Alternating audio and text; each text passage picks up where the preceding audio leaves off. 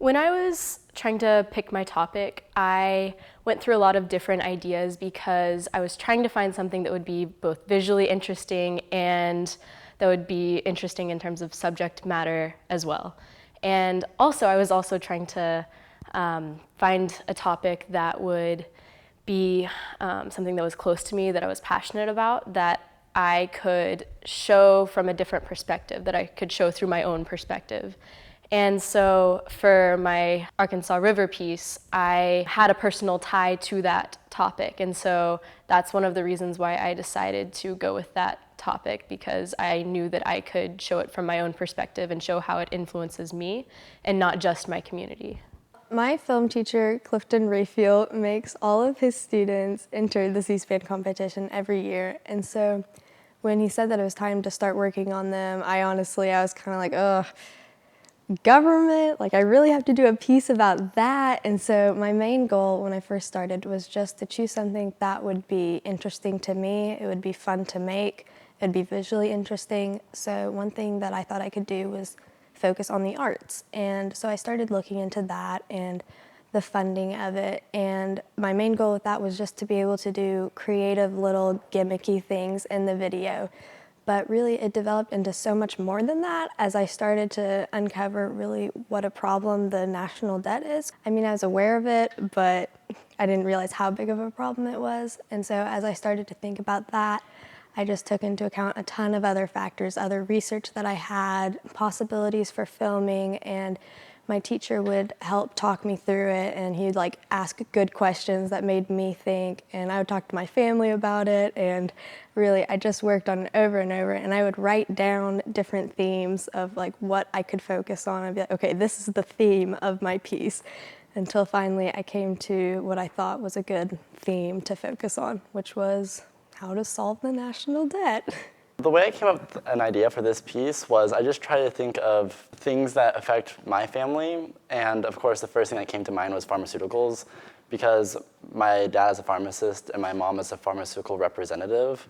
And the prompt was talking about what issue the 2016 presidential candidates should focus on. And because pharmaceuticals directly relates to my family, I thought that was a good way to kind of mesh together both the topic and my personal story. So prior to the C-SPAN competition, I had been volunteering with the people from A New Leaf for a couple months. And because of the developmental disabilities that they have, I knew many of them could not advocate for themselves. And I really wanted to be an advocate for them and kind of get the word out to try and help a cause that I feel very passionate about.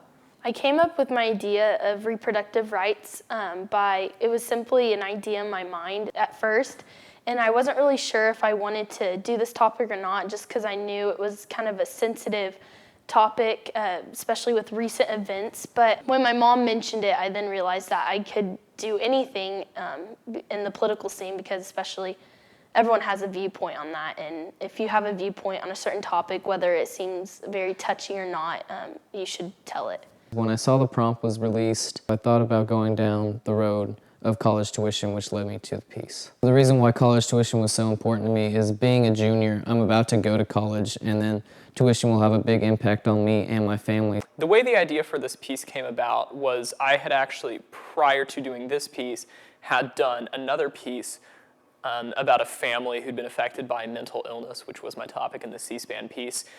I even mentioned that at the beginning of my video. This family was in a unique situation. Their son was suffering from mental illness and it was going untreated, and he ended up having hallucinations and stabbed his mother while he was hallucinating and didn't know what he was doing.